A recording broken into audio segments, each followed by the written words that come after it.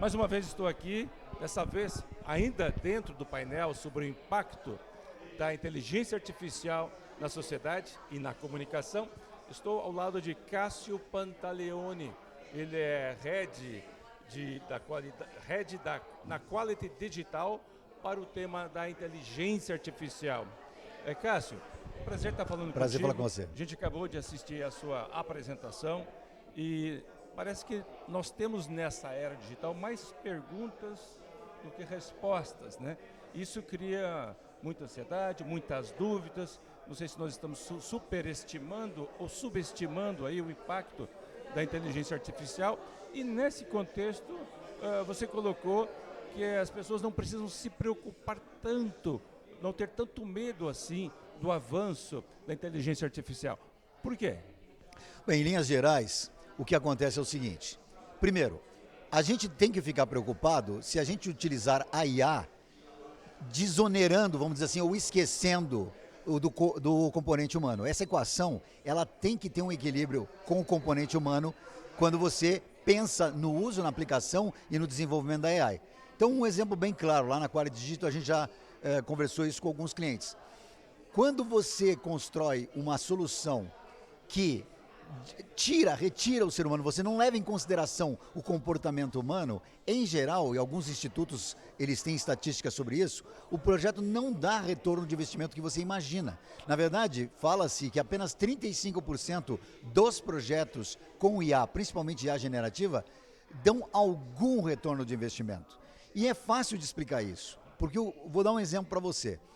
Quando a gente é chamado por algum cliente, ocorre algumas vezes que o cliente traz uma ideia muito interessante. Por exemplo, recentemente a gente teve um caso onde existia uma comunidade de lojistas, né, que na verdade da mesma marca, existiam os vários gerentes de lojistas que eles criaram uma comunidade no WhatsApp para poder buscar informações de base de conhecimento, olha, o que acontece quando o meu POS tem um problema, como é que você lida quando entra uma pessoa um tanto quanto nervosa dentro da loja, perguntas de todos os gêneros, certo? Algumas buscando informação técnica efetiva dos produtos e tal, e outras perguntas que estão vinculadas à operação.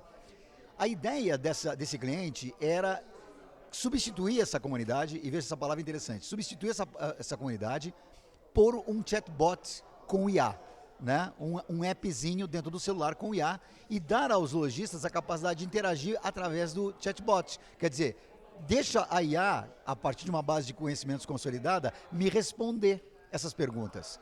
E eu falei para eles, existe grande chance disso não trazer o resultado que vocês esperam, porque vocês estão esquecendo o comportamento humano.